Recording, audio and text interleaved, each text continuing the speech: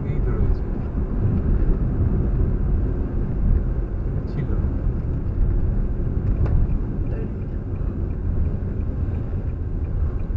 পাড়া পাড়া রয়েছে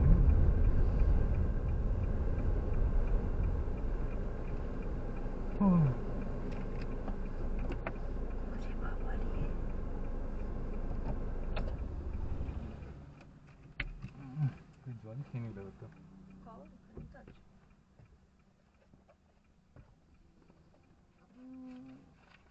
কতক্ষণ লাগবে 1.5 ঘন্টা